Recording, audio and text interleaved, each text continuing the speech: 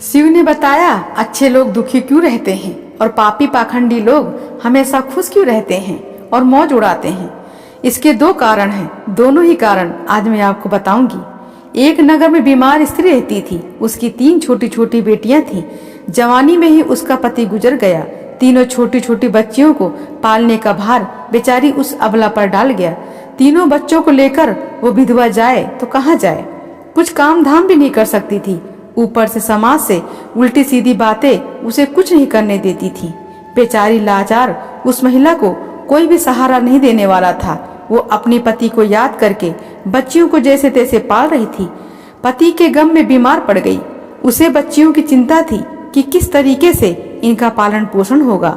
उन्हीं बातों को सोच सोच कर एक दिन उसकी तबीयत और ज्यादा बिगड़ गई और उसका अंतिम समय भी निकट आ गया। धर्मराज का एक दूत उस विधवा स्त्री के प्राण लेने धरती पर आया, लेकिन वहां का नजारा देखकर वो दुविधा में पड़ गया। उसने देखा महिला जमीन पर पड़ी है और उसके आगे पीछे कोई भी नहीं है। सिर्फ उसकी 3 बेटियां उसके ऊपर सिर रखकर पड़ी हुई हैं और रोए जा रही हैं। ये देखकर उसको दया आ गई और वो बच्चियां अपनी माँ को रो रो कर जगा रही थी। फिर देवदूत ने सोचा कि इनका पिता तो पहले मर चुका है। अगर मैं इस स्त्री के प्राण लेकर गया तो ये बच्चियां किसके सहारे रहेंगी, कौन इनका पालन पोषण करेगा। ये सोचकर वो देवदूत उस स्त्री के प्राण लिए बिना ही लौट गया। धर्मराज कहते हैं, तुम तो उस स्त्री के प्राण लेने गए थे, फिर खाली हाथ कैसे आए। तब देवदूत कहता है कि हे स्वामी, मेरी गलतियों को क्षमा करना। मैं चाह कर भी उस स्त्री के प्राण नहीं ला पाया। अगर मेरी जगह आप होते तो शायद आप भी खाली हाथ ही लौट कर आते। मैं उस महिला की बच्चियों को दुख नहीं देख पाया। वो रो रही थी, अपनी माँ को जगा रही थी। उन्हें वहाँ देखने वाला और कोई नहीं था। यदि मैं उस महिला को लेकर आता तो उन बच्चियों को कौन देखता, उनका पालन पोषण कौन करता। पृथ्वी लोक के मनुष्य तो इतने स्वार्थी हो गए हैं कि बिना मतलब के तो कोई किसी का सहारा भी नहीं बनता। यदि कोई मदद करता भी है तो बदले में उम्मीद करता है या फिर उसे अपने एहसान के नीचे जीवन भर दबाकर रखना चाहता है। देवदूत कहता है कि स्वामी, उस महिला को थोड़ा और समय दिया जाए ताकि वो अपने बच्चियों को पाल पोस कर बड़ा कर सके। देवदूत की बात सुनकर धर्मराज उसे डांटते हुए कहते हैं, अरे मूर्ख, ईश्वर की बनाई गई सृष्टि में ना कोई एक क्षण घटा सकता है और ना ही बढ़ा सकता है। अपनी मर्जी के बिना न उसे कोई जीवन दे सकता है और न समय से पहले मार सकता है। ईश्वर जो करता है सबके साथ अच्छा ही करता है। तुम कौन होते हो विधाता के नियम को बदलने वाले। तुमने उस महिला को न लाकर ईश्वर के नियमों का उल्लंघन किया है। तुमने बहुत बड़ा अपराध कर दिया है, इसलिए तुम्हें इसका परिणाम भोगना ही पड़ेगा। जिस पृथ्वी के मनुष्य से तुम्हारी ममता है, उस पृथ्वी पर मनुष्य बनकर अपना पाप भोगो। देवदूत कहता है कि हे स्वामी, धरती लोक से मेरा उद्धार कब होगा और कैसे होगा। धर्मराज कहते हैं, धरती पर जाकर तुम अपनी मूर्खता पर 3 बार खिलखिलाकर हंस लोगे, उस समय ही तुम्हारा उद्धार हो जाएगा। इतना कहकर धर्मराज ने उस देवदूत को धरती पर ढकेल दिया। वो धरती पर मनुष्य शरीर में आ चुका था। उसके शरीर पर वस्त्र नहीं थे। धरती लोक का एक नियम ही है, जो मनुष्य जन्म लेता है उस समय वो नग्न ही होता है।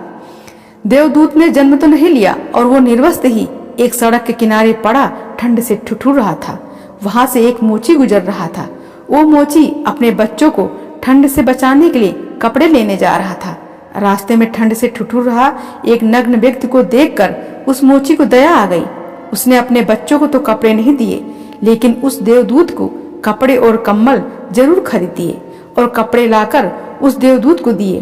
देवदूत कहने लगा, आपने मुझे कपड़े देकर मुझ पर बहुत बड़ा उपकार किया है, लेकिन कपड़े देकर आपने मुझे ठंड से तो बचा लिया, लेकिन मेरे पास न कोई घर है, न कोई परिवार है और न ही भोजन का साधन है। तब मोची बोला, हे भाई, तुम मेरे घर चलो, मैं तुम्हारा सारा खर्चा उठा लूंगा। और वो मोची देवदूत के घर पहुंचा। उधर मोची की पत्नी ने देखा कि उसका पति जो बच्चों के लिए कपड़े लेने गया था, कपड़े तो कुछ लाया नहीं, उल्टा एक आदमी को घर बुला लाया है। पत्नी अपने पति से झगड़ने लगी और उसे भला बुरा कहने लगी। ये देखकर वो देवदूत बहुत जोर जोर से हंस पड़ा। मोची पूछा, अरे भाई, तुम हंसते क्यों हो, ऐसा क्या देख लिया आपने। तब देवदूत ने कहा, भाई मेरी हंसी का कारण मैं आपको अभी नहीं बता सकता, मैं तुम्हें स्वयं ही बता दूंगा कि मैं क्यों हंस रहा था। देवदूत मोची के घर में रहने लगा। कुछ ही दिनों में उसने मोची का काम सीख लिया। देवदूत के बनाए गए जूते चप्पल खूब बिक रहे थे। कुछ ही दिनों में मोची धनवान बन गया। दूर दूर तक उसके जूते फेमस हो गए। यहाँ तक कि राजा महाराजा भी उससे जूते बनवाने का आदेश देते थे। जब से वो देवदूत उसके घर आया था, उसकी तो किस्मत ही चमक गई थी। धन की कोई भी कमी नहीं रह गई। सब कुछ अच्छा चलने लगा। एक दिन की बात है, राजा का एक सैनिक चमड़ा लेकर मोची के पास आया और बोला, देखो हमारे महाराज इसी चाम के जूते पहनना चाहते हैं। ये चाम बड़ा कीमती है। तुम ठीक से एक जोड़ी जूते तैयार कर दो और ये चाम खराब नहीं होना चाहिए। इस बात का विशेष ध्यान रखना कि इस चमड़े से सिर्फ जूते ही बनने चाहिए। भूल से भी उसकी चप्पल मत बना देना। राजा का सैनिक चमड़ा देकर चला गया। उधर मोची ने भी देवदूत को समझाया कि देखो राजा वाली बात है, इसमें कोई गलती न करना। चमड़ा भी बहुत कम है, इसलिए चमड़ा खराब नहीं होना चाहिए। जूते की वो कहकर गया है तो जूते ही बनाना। गलती से चप्पल बना दी तो जटिल से भी जटिल सजा देगा। मोची के इतना समझाने के बाद भी देवदूत ने चमड़े की चप्पल ही बनाई। चप्पल देखकर मोची की सांसें फूल गईं। वो देवदूत को डांटने लगा, यहाँ तक कि डंडा लेकर उसे मारने के लिए दौड़ा।